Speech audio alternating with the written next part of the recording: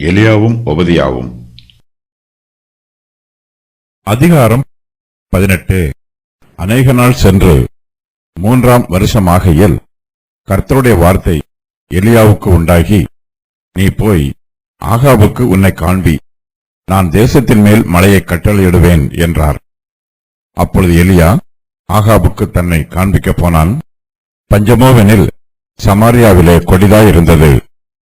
ஆனபடியால் ஆகாப் அரமனை விசாரிப்புக்காரனாகிய ஒபதியாவை அழைப்பித்தான். ஒபதியா கர்த்தருக்கு மிகவும் பயந்து நடக்கிறவனாயிருந்தான். ஏசபேல் கர்த்தரின் தீர்க்கதரிசிகளை சங்கரிக்கிற போது ஒபதியா 100 தீர்க்கதரிசிகளை சேர்த்து அவர்களை கெபிக்கு 50 பேராக ஒளித்து வைத்து அவர்களுக்கு அப்பமும் தண்ணீரும் கொடுத்து அவர்களை பராமரித்து வந்தான். ஆகாப் ஒபதியாவை பார்த்து, நீ தேசத்தில் இருக்கிற எல்லா நீரூற்றுகளிடத்திலும் எல்லா ஆறுகளிடத்திலும் போ, நாம் சகல மிருக ஜீவன்களையும் சாக கொடாமல் குதிரைகளையும் கோவேறு கழுதைகளையுமாவது உயிரோடே காப்பாற்றும்படிக்கு நமக்கு புல் அகப்படுமா என்று பார் என்றான். அப்படியே தேசத்தை சுற்றி பார்க்கும்படி அதை பகுத்துக் கொண்டு ஆகாப் ஒரு வழியாயும் ஒபதியா வேறு வழியாயும் போனார்கள். ஒபதியா வழியில் போகும்போது எலியா அவனுக்கு எதிர்பட்டான். அவன் அவனை இன்னான் என்று அறிந்து முகங்குப்புற விழுந்து, நீர் என் ஆண்டவனாகிய எலியா அல்லவா என்று கேட்டதற்கு அவன், நான் தான், நீ போ, இதோ எலியா வந்திருக்கிறான் என்று உன் ஆண்டவனுக்கு சொல் என்றான். அதற்கு அவன், ஆகாப் என்னை கொன்று போடும்படிக்கு நீர் உமது அடியானை அவன் கையில் ஒப்புக் கொடுக்க நான் என்ன பாவம் செய்தேன்? உம்மை தேடும்படி என் ஆண்டவன் மனுஷரை அனுப்பாத ஜாதியும் ராஜ்யமும் இல்லை என்று உம்முடைய தேவனாகிய கர்த்தரின் ஜீவனைக் கொண்டு சொல்லுகிறேன். நீர் இல்லை என்று அவர்கள் சொன்னபோது அவன் அந்த ராஜ்யத்தையும் அந்த ஜாதியையும் உம்மை காணவில்லை என்று சத்தியம் வாங்கிக் கொண்டான். இப்போதும் நீ போய் உன் ஆண்டவனுக்கு, இதோ எலியா வந்திருக்கிறான் என்று சொல் என்று நீர் சொல்லுகிறீரே. நான் உம்மை விட்டு போனவுடனே ஒருவேளை கர்த்தருடைய ஆவியானவர் உம்மை எடுத்து நான் அறியாத இடத்திற்கு கொண்டு போவார். அப்பொழுது நான் ஆகாபிடத்திற்கு போய் அறிவித்த பின்பு அவன் உம்மை காணாவிட்டால் என்னை கொன்று போடுவானே. உமது அடியானாகிய நான் சிறு வயது முதல் கர்த்தருக்கு பயந்து நடக்கிறவன். ஏசபேல் கர்த்தரின் தீர்க்கதரிசிகளை கொண்டு போடுகிற போது நான் கர்த்தருடைய தீர்க்கதரிசிகளில் 100 பேரை ஒவ்வொரு கெபியிலே 50 பேராக ஒளித்து வைத்து அவர்களுக்கு அப்பமும் தண்ணீரும் கொடுத்து பராமரித்து வந்த என்னுடைய செய்கை என் ஆண்டவனுக்கு அறிவிக்கப்படவில்லையோ? இப்போதும் என் ஆண்டவன் என்னை கொன்று போடும்படியாக நீர், இதோ எலியா வந்திருக்கிறான் என்று போய் அவனுக்கு சொல் என்று சொல்லுகிறீரே என்றான். அதற்கு எலியா, இன்றைக்கு என்னை அவனுக்கு காண்பிப்பேன் என்று சேனைகளின் கர்த்தருக்கு முன்பாக நிற்கிற நான் அவருடைய ஜீவனைக் கொண்டு சொல்லுகிறேன் என்றான். அப்பொழுது ஒபதியா போய் ஆகாபை சந்தித்து அவனுக்கு அதை அறிவித்தவுடனே ஆகாப் எலியாவை சந்திக்கப் போனான். இஸ்ரவேல் தேசத்திலே துக்கமான சம்பவங்கள் நடைபெறுகிறது. ஏசபேல் கர்த்தரின் தீர்க்கதரிசிகளை சங்கரிக்கிறாள். அவள் கர்த்தரின் தீர்க்கதரிசிகளை கொன்று போடுகிறாள். கர்த்தரின் தீர்க்கதரிசிகளை சங்கரிக்கிறாள்.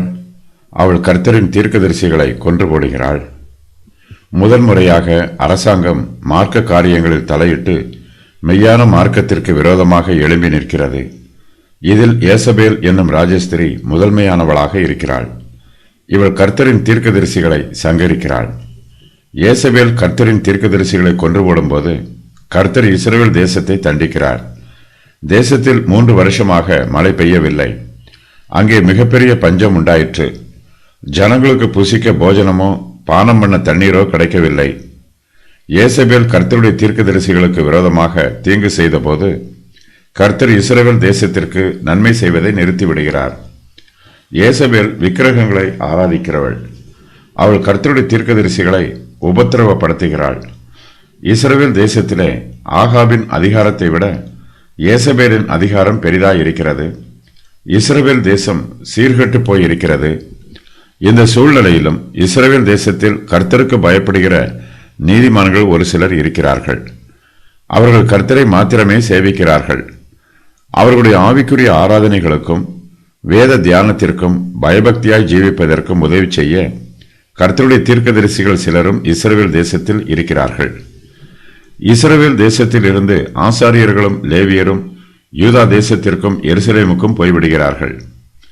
இஸ்ரவேல் எங்கும் இருக்கிற ஆசாரியரும் லேவியரும் தங்கள் எல்லா எல்லைகளிலும் இருந்து அவனிடத்தில் வந்தார்கள். லேவியர் கர்த்தருக்கு ஆசாரிய ஊழியம் செய்யாதபடிக்கு யெரொபெயாமும் அவன் குமாரரும் அவர்களை தள்ளி போட்டபடியினால் தங்கள் வெளிநிலங்களையும் தங்கள் காணியாட்சிகளையும் விட்டு யூதா தேசத்திற்கும் எருசலேமுக்கும் வந்தார்கள். 2 நாளாகமம் 11, 13, 14.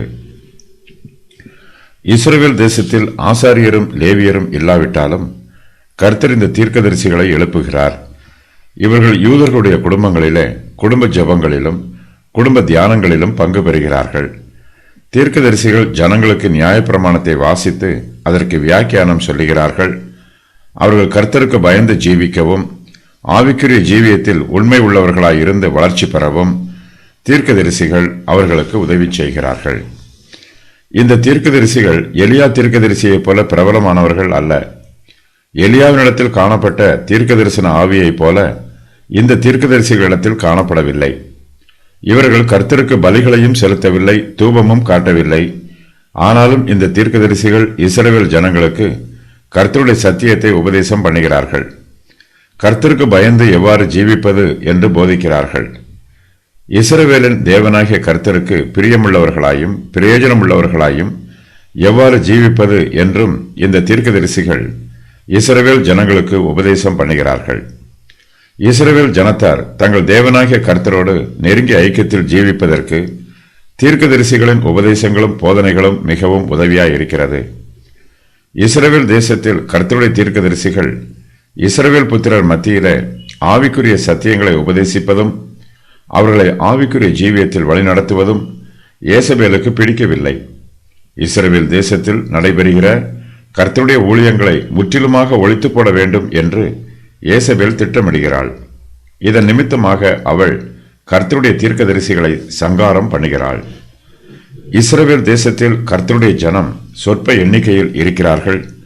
ஆசாரியரும் லேவியரும் யூதா தேசத்திற்கு போய்விடுகிறார்கள். இஸ்ரவேலில் மீதமானவர்களும் ஏசபேலுக்கு பயந்து கர்த்தரை ஆராதியாமல் பாகாலை ஆராதிக்கிறார்கள். இஸ்ரவேலின் ராஜாவாகிய ஆகாபும் பாகாலை ஆராதிக்கிறான். இஸ்ரவேல் தேசத்தில் யூத மார்க்கம் அழிந்து போகும் ஆபத்தில் இருக்கிறது. இஸ்ரவேல் தேசத்திலே கர்த்தருக்கு உண்மையுள்ள தீர்க்கதரிசிகள் ஏசபேலின் கொலை வெறிக்கும் சங்காரத்திற்கும் தப்பிக்கிறார்கள். அவர்கள் காடுகளிலும் கெபிகளிலும் தங்களை ஒளித்துக் கொள்கிறார்கள். அவர்களால் இஸ்ரவேல் தேசத்திற்கு வந்து இஸ்ரவேல் ஜனத்தார் மத்தியில் கர்த்தருடைய ஊழியத்தை செய்ய முடியவில்லை. அவர்களிடத்தில் ஊழியம் செய்யக்கூடிய தாளந்துகள் இருந்தாலும் அந்த தாளந்துகளை அவர்களால் பயன்படுத்த முடியவில்லை. ஏசபேலுக்கு தப்பிக்கிறவர்கள் குகையில் ஒளிந்திருக்கிறார்கள். அவர்களிடத்தில் ஜீவன் இருக்கிறது. ஆனாலும் அவர்கள் மரித்தவர்களைப் போல கர்த்தருக்கு ஊழியம் செய்ய முடியாதவர்களாயும் ஜனங்களுக்கு பிரயோஜனம் இல்லாதவர்களாயும் இருக்கிறார்கள்.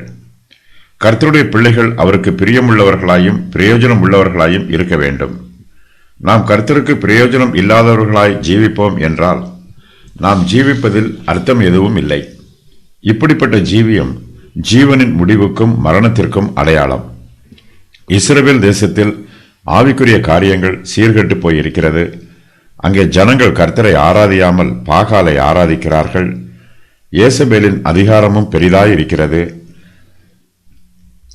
இஸ்ரவேல் தேசத்தில் துன்பமும் சோகமும் நிரம்பி இருக்கிற இந்த காலத்தில் ஆகாப் ராஜாவின் அரண்மனையில் கர்த்தருக்கு பிரியமான ஒரு நல்ல மனுஷன் இருக்கிறான். அவனுடைய பெயர் ஒபதியா. இவன் ஆகாபுடைய அரண்மனையின் விசாரிப்புக்காரன்.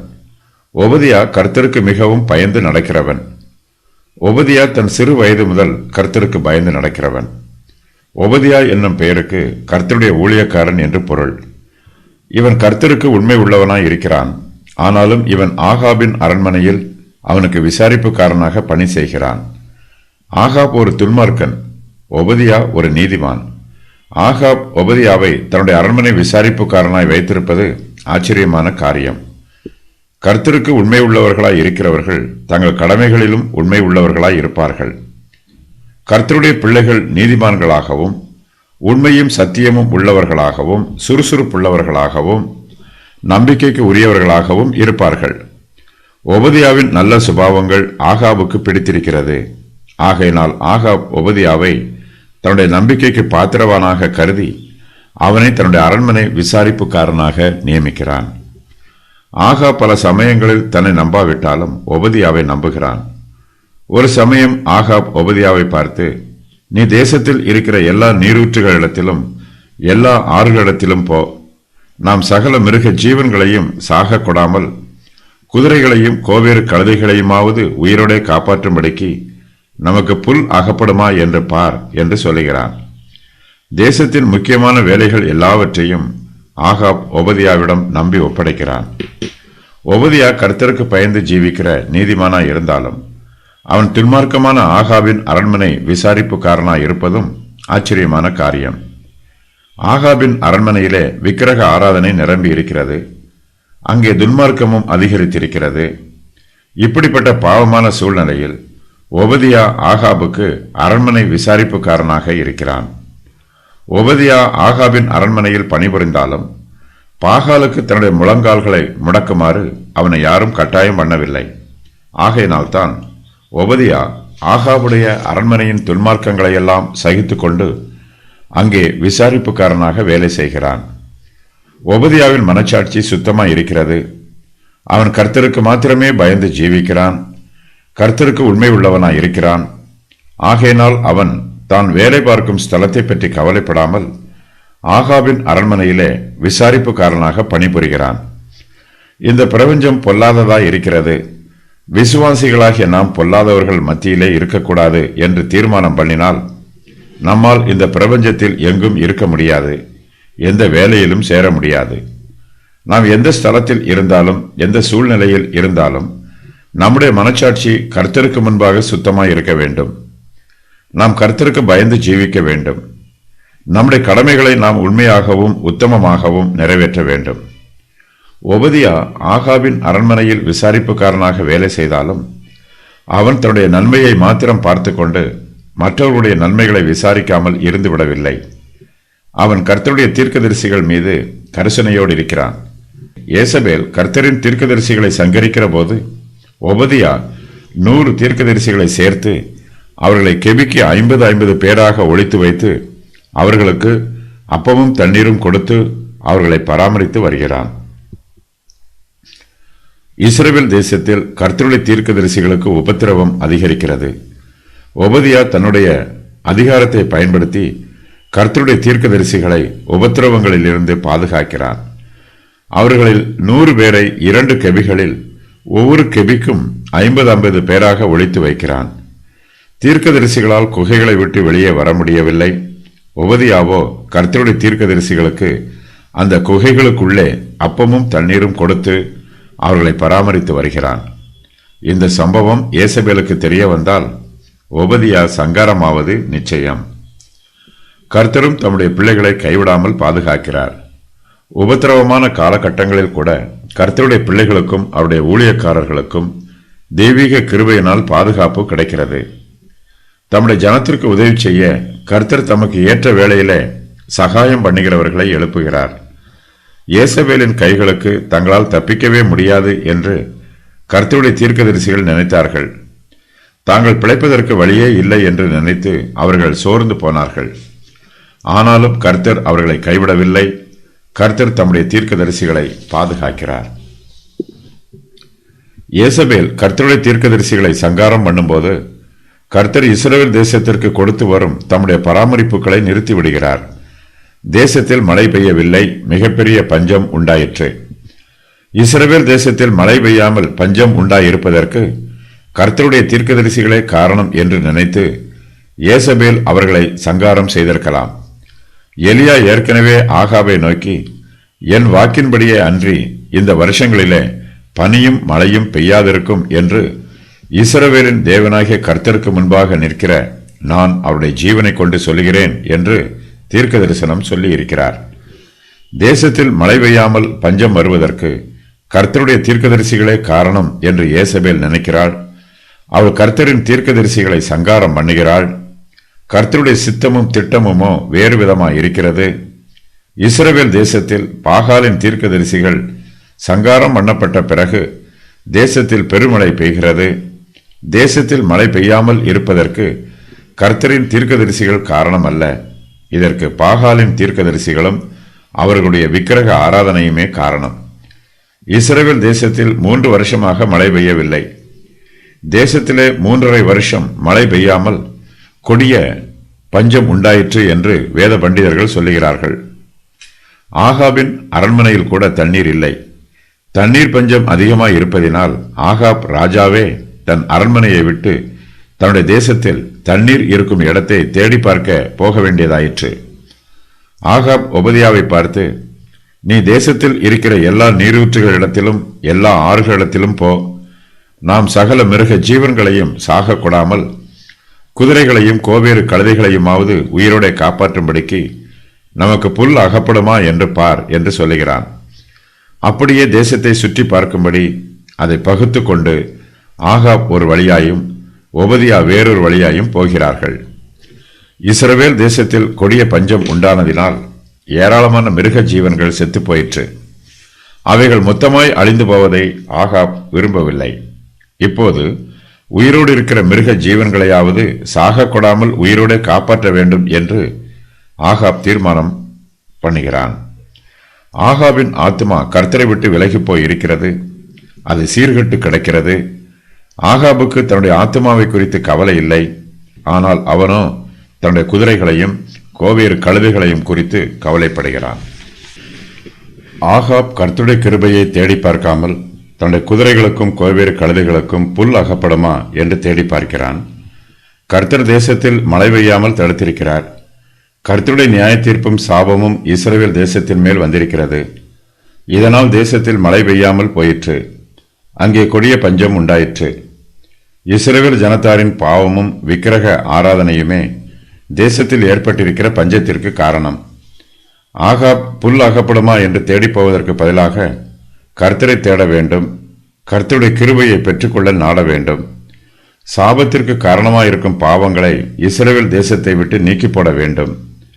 ஆகாப் ராஜாவும் இஸ்ரவேல் ஜனத்தார் எல்லோரும் தங்களுடைய பாவங்களுக்கு மனம் திரும்ப வேண்டும். அவர்கள் பாகாலை ஆராதிப்பதை விட்டுவிட்டு கர்த்தரிடத்தில் திரும்பி வர வேண்டும். அப்போது கர்த்தர் இஸ்ரவேல் தேசத்திலே ஷேமத்தை கட்டளையிடுவார். யூதா தேசம் இஸ்ரவேல் தேசத்திற்கு அருகாமையில் இருக்கிறது. இஸ்ரவேல் தேசத்திலே 3.5 வருஷங்களாக மழை பெய்யாமல் கொடிய பஞ்சம் உண்டான போது இப்படிப்பட்ட பஞ்சம் யூதா தேசத்தில் உண்டாகவில்லை. யூதா தேசத்திலே மழை பெய்கிறது. தானியம் தாராளமாய் விளைகிறது. தேசத்தில் செழிப்பு நிரம்பி இருக்கிறது. அவர்களுக்கு சகலமும் தாராளமாயும் சம்பூரணமாயும் குறைவில்லாமலும் கிடைக்கிறது. கர்த்தர் யூதாவை ஆளுகை செய்கிறார். இஸ்ரவேல் தேசத்தையோ ஆகாபும் விக்கிரக ஆராதனைக்காரியாகிய ஏசபேலும் ஆளுகை செய்கிறார்கள்.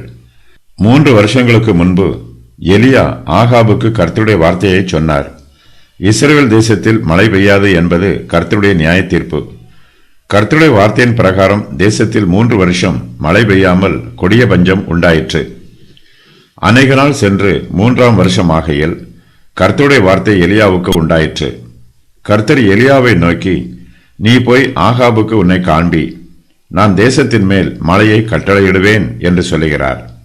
அப்பொழுது எலியா ஆகாபுக்கு தன்னை காண்பிக்கப் போகிறார். பஞ்சமோவெனில் சமாரியாவில் கொடிதாய் இருக்கிறது. எலியாவை பற்றி சொல்லும்போது அவர் திஸ்பியனாகிய எலியா என்று சொல்லப்பட்டிருக்கிறது. திஸ்பியன் என்னும் பெயருக்கு மாற்றுகிறவர் அல்லது மறுமலர்ச்சி உண்டு பண்ணுகிறவர் என்று பொருள். எலியா இஸ்ரவேலை மாற்றுகிறவராகவும் இஸ்ரவேலிலே மறுமலர்ச்சி ஏற்படுத்துகிறவராகவும் இருக்கிறார். இஸ்ரவேல் ஜனத்தார் கர்த்தரை விட்டு விலகி பாகால்களை பின்பற்றி போயிருக்கிறார்கள். அவர்கள் கர்த்தருடைய கற்பனைகளுக்கு கீழ்ப்படியாமல் அவருக்கு விரோதமாக கலகம் பண்ணுகிறார்கள். எலியா இஸ்ரவேல் ஜனத்தாரை மறுபடியும் கர்த்தரிடத்தில் அழைத்து வர வேண்டும். கர்த்தருக்கு விரோதமாக கலகம் பண்ணின அவர்களை கர்த்தருக்கு கீழ்ப்படிய செய்ய வேண்டும். கர்த்தர் சீக்கிரத்தில் சமாரியாவிலே மழையை கட்டளையிடுவார். இதுவரையிலும் ஏற்பட்ட கொடிய பஞ்சம் முடிவுக்கு வரும். எலியா செய்ய வேண்டியதை எலியா செய்ய வேண்டும். அப்போது தாம் செய்ய வேண்டியதை கர்த்தர் செய்வார். அவன் இஸ்ரவேல் சந்ததியாரில் அநேகரை அவர்கள் தேவனாகிய கர்த்தரிடத்திற்கு திருப்புவான். பிதாக்களுடைய இருதயங்களை பிள்ளைகளிடத்திற்கும் கீழ்ப்படியாதவர்களை நீதிமான்களுடைய ஞானத்திற்கும் திருப்பி உத்தமமான ஜனத்தை கர்த்தருக்கு ஆயத்தப்படுத்தும்படியாக அவன் எலியாவின் ஆவியும் பலமும் உடையவனாய் அவருக்கு முன்னே நடப்பான் என்றான். லூக்கா 1:16-17. இஸ்ரவேல் தேசத்தில் மழை பெய்யாது என்று எலியா ஆகாபுக்கு கர்த்தருடைய வார்த்தையை சொன்னார். அவர் சொன்ன பிரகாரம் இஸ்ரவேல் தேசத்திலே மழை பெய்யவில்லை. பஞ்சமோவெனில் சமாரியாவிலே கொடிதாய் இருக்கிறது. ஆகாப் எலியாவை பிடிக்க வகை தேடுகிறான். ஆனால் அவனால் எலியாவை பிடிக்க முடியவில்லை. கர்த்தர் எலியாவை தம்முடைய பாதுகாப்பில் ஒளித்து வைத்திருக்கிறார். ஆகாப் எலியாவை பிடிக்க எப்படியெல்லாம் முயற்சி பண்ணினான் என்பதை ஒபதியா எலியாவுக்கு சொல்லுகிறான். ஒபதியா எலியாவை நோக்கி, உம்மை தேடும்படி என் ஆண்டவன் மனுஷரை அனுப்பாத ஜாதியும் ராஜ்யமும் இல்லை என்று உம்முடைய தேவனாகிய கர்த்தரின் ஜீவனை கொண்டு சொல்லுகிறேன். நீர் இல்லை என்று அவர்கள் சொன்னபோது அவன் அந்த ராஜ்யத்தையும் அந்த ஜாதியையும் உம்மை காணவில்லை என்று சத்தியம் வாங்கி கொண்டான் என்று சொல்லுகிறான். எலியாவை பிடித்துக் கொடுக்கிறவர்களுக்கு அதிகமான சன்மானம் கொடுக்கப்படும் என்று கூட ஆகாப் பிரகடனம் செய்திருப்பான். எலியாவை தேடி கண்டுபிடித்து அவர் இஸ்ரவேல் தேசத்திற்கு சொன்ன சாபமான வார்த்தைகளை திரும்ப பெற்றுக்கொள்ள வேண்டும் என்று ஆகாப் எலியாவினிடத்தில் பணிவோடு விண்ணப்பம் பண்ண வேண்டும். ஆனால் ஆகாபினிடத்தில் பணிவும் இல்லை, அவனிடத்தில் மனமாற்றமும் மனம் திரும்புதலும் இல்லை. எலியாவை தேடி கண்டுபிடித்து அவர் சொன்ன வார்த்தையின் நிமித்தமாய் அவரை தண்டிக்க வேண்டும் என்னும் கோபவெறி மாத்திரமே ஆகாபினிடத்தில் இருக்கிறது. எலியா கர்த்தருடைய வார்த்தையை சொன்னார். ஆகாப் எலியாவை எதிர்க்கும் போது அவன் எலியாவை அனுப்பின கர்த்தரையே எதிர்க்கிறான். கர்த்தருடைய நியாய தீர்ப்பு முடிவு வரும் காலம் வருகிறது. கர்த்தருடைய வார்த்தையின் பிரகாரம் இஸ்ரவேல் தேசத்தில் மழை பெய்யவில்லை. இப்போது கர்த்தர், நான் தேசத்தின் மேல் மழையை கட்டளையிடுவேன் என்று சொல்லுகிறார். கர்த்தர் எலியாவிடம், நீ போய் ஆகாபுக்கு உன்னை காண்பி என்றும் சொல்லுகிறார். கர்த்தர் இதுவரையிலும் எலியாவை ஆகாபுக்கு மறைத்து வைத்திருந்தார். இப்போதோ ஒளிந்திருக்கும் காலம் முடிவு பெறுகிறது. எலியா இனிமேலும் ஒளிந்திருக்காமல் ஆகாபுக்கு தன்னை காண்பிக்க வேண்டும். எலியா 2 வருஷங்கள் சாரிபாத் ஊரிலே இருந்தார். அவர் இதற்கு முன்பு 1 வருஷம் கேரித் ஆற்றண்டையில் ஒளித்திருந்தார். 3 வருஷங்களாக எலியா ஆகாபுக்கு தன்னை காண்பிக்கவில்லை. இந்த காலத்தில் சமாரியாவிலே பஞ்சம் கொடிதாய் இருக்கிறது. இந்த பஞ்சத்தை பற்றி லூக்கா எழுதின சுவிசேஷத்திலும் யாக்கோபு எழுதின நிருபத்திலும் சொல்லப்பட்டிருக்கிறது. அன்றியும் எலியாவின் நாட்களிலே 3 வருஷம் 6 மாதமும் வானம் அடைபட்டு தேசம் எங்கும் மிகுந்த பஞ்சம் உண்டாயிருந்தபோது இஸ்ரவேலருக்குள் அநேகம் விதவைகள் இருந்தார்கள். லூக்கா 4:25. எலியா என்பவன் நம்மை போல பாடுள்ள மனுஷனாய் இருந்தும் மழை பெய்யாதபடிக்கு கருத்தாய் ஜெபம் பண்ணினான். அப்பொழுது 3 வருஷமும் 6 மாதமும் பூமியின் மேல் மழை பெய்யவில்லை. யாக்கோபு 5:17. ஆகாபால் எலியாவை தேடி கண்டுபிடிக்க முடியவில்லை. எலியாவே ஆகாபுக்கு தன்னை காண்பிக்கப் போகிறார். ஆகாபை எங்கே சந்திக்க வேண்டும் என்று எலியாவுக்கு தெரியும். கர்த்தருடைய ஆவியானவர் எலியாவை வழிநடத்துகிறார். எலியா ஆகாபை சந்திக்கும் முன்பாக ஆகாபின் அரண்மனை விசாரிப்புக்காரனாகிய ஒபதியாவை சந்திக்கிறார். ஒபதியா வழியில் போகும்போது எலியா அவனுக்கு எதிர்ப்படுகிறார். அவன் எலியாவை இன்னார் என்று அறிந்து முகங்குப்புற விழுந்து, நீர் என் ஆண்டவனாகிய எலியா அல்லவா என்று கேட்கிறான். ஒபதியா தீர்க்கதரிசிகளின் புத்திரருக்கு அதிக மதிப்பும் மரியாதையும் கொடுக்கிறவன், அவர்களை கனம் பண்ணுகிறவன். எலியாவோ தீர்க்கதரிசிகளின் புத்திரர்களுக்கு பிதாவைப் போல இருக்கிறார். ஆகையினால் ஒபதியா எலியாவை பார்த்த உடனே அவருக்கு முன்பாக முகம் கூப்புற விழுந்து அவரை பணிந்து கொள்கிறான். ஒபதியா கர்த்தருக்கு மிகவும் பயந்து நடக்கிறவன். அவன் கர்த்தருடைய தீர்க்கதரிசியாகிய எலியாவுக்கும் பயந்து நடக்கிறான். எலியா ஒபதியாவுக்கு மென்மையான பிரதியுத்தரம் சொல்லுகிறார். எலியா ஒபதியாவை நோக்கி, நான் தான், நீ போய் இதோ எலியா வந்திருக்கிறான் என்று உன் ஆண்டவனுக்கு சொல் என்று சொல்லுகிறார். ஒபதியா எலியாவை பற்றி சொன்னபோது, நீர் என் ஆண்டவனாகிய எலியா அல்லவா என்று சொல்லுகிறான். ஆனால் எலியாவோ தன்னை ஆண்டவனாக ஏற்றுக்கொள்ளவில்லை. ஒபதியா தன்னை ஆண்டவன் என்று அழைப்பதையும் எலியா விரும்பவில்லை. எலியா ஆண்டவன் என்னும் ஸ்தானத்தை ஆகாபுக்கே கொடுக்கிறார். எலியா ஆகாபை பற்றி சொல்லும்போது உன் ஆண்டவனுக்கு சொல் என்று சொல்லுகிறார். கர்த்தருடைய தீர்க்கதரிசிகள் மனுஷரிடத்திலிருந்து மகிமையை தேட மாட்டார்கள். தீர்க்கதரிசிகளை தரிசனக்காரர், மேய்ப்பர்கள், ஜாமக்காரர், ஊழியக்காரர் என்று அழைப்பது வழக்கம். இதுவே கர்த்தர் அவர்களுக்கு நியமித்திருக்கிற ஊழிய அந்தஸ்து. கர்த்தருடைய தீர்க்கதரிசியாகிய தன்னை ஆண்டவன் என்று அழைக்க வேண்டாம் என்று எலியா நினைக்கிறார். எலியா யாரையும் ஆளுகை செய்ய வரவில்லை. இயேசு கிறிஸ்துவும் இந்த பிரபஞ்சத்திற்கு வந்தபோது ஊழியம் கொள்ளாமல் ஊழியம் செய்வதற்காகவே வந்தார். எலியா ஒபதியாவை நோக்கி, நீ போய் இதோ எலியா வந்திருக்கிறான் என்று உன் ஆண்டவனுக்கு சொல் என்று சொல்லுகிறார். ஒபதியா ஆகாபினிடத்தில் தன்னை பற்றி சொல்ல வேண்டும். ஆனால் ஒபதியாவோ எலியாவின் வார்த்தைகளுக்கு கீழ்ப்படிய பயப்படுகிறார். எலியாவின் வார்த்தையின் பிரகாரம் அவரை பற்றி ஆகாபினிடத்தில் சொன்னால் தனக்கு மரணம் உண்டாகும் என்னும் பயம் ஒபதியாவின் மனதில் இருக்கிறது. ஒபதியா எலியாவிடம், ஆகாப் என்னை கொன்று போடும்படிக்கு நீர் உமது அடியானை அவன் கையிலே ஒப்புக் கொடுக்க நான் என்ன பாவம் செய்தேன் என்று கேட்கிறார். எலியா தன்னை நல்ல நோக்கத்தோடு ஆகாபினிடத்தில் அனுப்புகிறார் என்னும் நம்பிக்கை ஒபதியாவின் மனதில் இல்லை. எலியா தன் ஜீவனுக்கு விரோதமாக சதி பண்ணுவதாக ஒபதியா சந்தேகப்படுகிறான். ஆகாப் ஒரு துன்மார்க்கன். எலியா கர்த்தருடைய தீர்க்கதரிசி. எலியாவிடமிருந்து அன்பான வார்த்தைகளையோ ஆசீர்வாதமான வார்த்தைகளையோ பெற்றுக்கொள்வதற்கு ஆகாபுக்கு எந்த தகுதியும் இல்லை. அவன் எலியாவுக்கு விரோதமாக ஏராளமாய் தீங்கு செய்திருக்கிறான். ஆகாபால் எலியாவை பிடிக்க முடியாது என்பதும் ஒபதியாவுக்கு நன்றாய் தெரிந்திருக்கிறது. எலியாவை பிடித்தாலும் ஆகாபால் எலியாவின் மீது கைபோட முடியாது. கர்த்தர் எலியாவை விசேஷித்த விதமாய் பாதுகாக்கிறார் என்பதை ஒபதியா அறிந்திருக்கிறான். ஒபதியா எலியாவுக்கும் கர்த்தருக்கும் இடையே உள்ள தொடர்பை பற்றி நன்றாய் அறிந்திருக்கிறான்.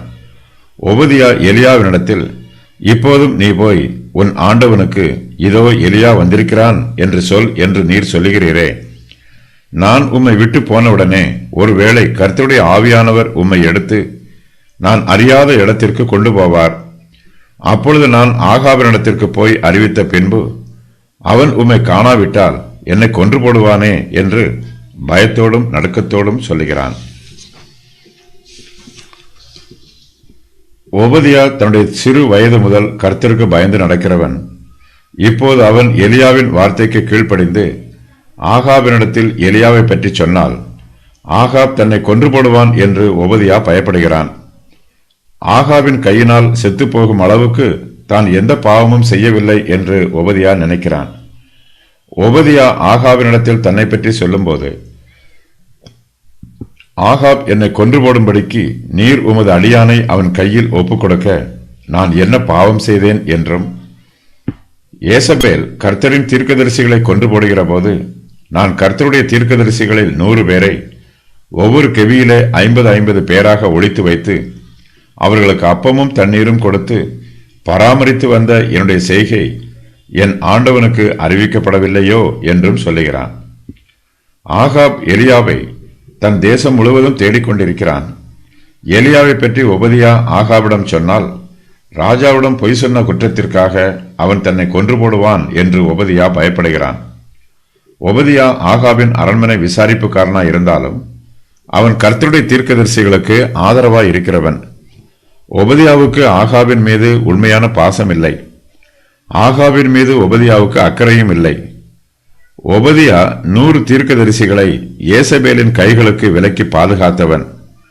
ஆனால் இப்போது பெரிய தீர்க்கதரிசியாகிய எலியா தன்னை ஆகாபின் கையிலே ஏன் ஒப்புக் கொடுக்கிறார் என்று ஒபதியாவுக்கு புரியவில்லை. 100 தீர்க்கதரிசிகளை பாதுகாத்ததினால் எலியா தன்னை ஆகாபின் கையில் இருந்து பாதுகாப்பார் என்று ஒபதியா நம்புகிறான். ஆனால் எலியாவின் வார்த்தைகளோ ஒபதியாவின் நம்பிக்கையை சீர்குலைத்து விடுகிறது. எலியா தன்னை ஆகாபின் கையிலே ஒப்புக் கொடுக்கிறார் என்று ஒபதியா சந்தேகப்படுகிறான். ஒபதியா எலியாவின் வார்த்தைகளுக்கு கீழ்ப்படிய மறுக்கிறான். ஒபதியா எலியாவை நோக்கி, உம்மை தேடும்படி என் ஆண்டவன் மனுஷரை அனுப்பாத ஜாதியும் ராஜ்யமும் இல்லை என்று உம்முடைய தேவனாகிய கர்த்தரின் ஜீவனை கொண்டு சொல்லுகிறேன். நீர் இல்லை என்று அவர்கள் சொன்னபோது அவன் அந்த ராஜ்யத்தையும் அந்த ஜாதியையும் உம்மை காணவில்லை என்று சத்தியம் வாங்கிக் கொண்டான் என்றும், இப்போதும் என் ஆண்டவன் என்னை கொன்று போடும்படியாக நீர் இதோ எலியா வந்திருக்கிறான் என்று போய் அவனுக்கு சொல் என்று சொல்லுகிறீரே என்றும் சொல்லுகிறான். எலியா ஒபதியாவை சமாதானப்படுத்துகிறார். தன்னுடைய வார்த்தையின் பிரகாரம் இன்றைக்கு தன்னை ஆகாபுக்கு முன்பாக நிச்சயமாய் காண்பிக்கப் போவதாக எலியா உறுதி பண்ணுகிறார். எலியா ஒபதியாவை நோக்கி, இன்றைக்கு என்னை அவனுக்கு காண்பிப்பேன் என்று சேனைகளின் கர்த்தருக்கு முன்பாக நிற்கிற நான் அவருடைய ஜீவனை கொண்டு சொல்லுகிறேன் என்று சொல்லுகிறார். எலியா சேனைகளின் கர்த்தருக்கு முன்பாக நிற்கிற நான் அவருடைய ஜீவனை கொண்டு சொல்லுகிறேன் என்று உறுதி கூறிய பின்பு ஒபதியா ஆகாவிடம் எலியாவை பற்றி அறிவிக்க சம்மதிக்கிறான். ஒபதியா எலியாவின் வார்த்தைகளை நம்புகிறான். அப்பொழுது ஒபதியா போய் ஆகாவை சந்தித்து எலியா தன்னிடத்தில் சொன்ன செய்தியை அவனுக்கு அறிவிக்கிறான். ஆகாப் எந்த வழியில் போனான் என்பது ஒபதியாவுக்கு தெரியும். எலியாவை பற்றிய செய்தியை கேட்டவுடனே ஆகாப் எலியாவை சந்திக்க வருகிறான். எலியாவை பற்றிய செய்தியை கேட்பது ஆகாபுக்கு அதிர்ச்சியாயும் ஆச்சரியமாயும் இருக்கிறது. ஆகாப் எலியாவை கடந்த 3.5 வருஷங்களாக தேடிக்கொண்டிருக்கிறான். ஆனால் அவனை எலியாவை பிடிக்க முடியவில்லை. இப்போது ஆகாப் எலியாவை தேடவில்லை. அவன் தேடாமல் இருக்கும்போது எலியா ஆகாபை சந்திப்பதற்காக சொல்லுகிறார். இன்றைக்கு என்னை அவனுக்கு காண்பிப்பேன் என்று எலியா கர்த்தருடைய நாமத்தினால் சொல்லுகிறார். ஆகாப் தன்னுடைய குதிரைகளையும் கோவேறு கழுதைகளையும் உயிரோടെ காப்பாற்றும்படி புல் அகப்படுமா என்று தேடி பார்க்க போனவன், புல்லை தேடி போனவன் எலியாவை கண்டுபிடிக்கிறான். எலியா ஆகாபுக்கு கர்த்தருடைய வார்த்தையை சொல்லுவார். நான் தேசத்தின் மேல் மழையை கட்டளையிடுவேன் என்பதே கர்த்தருடைய வார்த்தை. கர்த்தருடைய வார்த்தை ஆகாபுக்கும் இஸ்ரவேல் ஜனத்தாருக்கும் ஆசீர்வாதமான வார்த்தை. ஆனால் ஆகாபின் மனச்சாட்சியோ குற்றமுள்ளதாய் இருக்கிறது. ஆகாப் கர்த்தருக்கு ஆசீர்வாதமான செய்தியை சொன்னாலும் அவனுடைய பாவத்தின் நிமித்தமாகவும் அக்கிரமத்தின் நிமித்தமாகவும் கர்த்தருடைய ஆசீர்வாதமான செய்தியை அவனால் நம்ப முடியவில்லை. ஆகாப் கர்த்தருடைய நியாய தீர்ப்புக்கு பயப்படுகிறான். கர்த்தருடைய ஆசீர்வாதத்தை அவன் எதிர்பார்க்கவில்லை.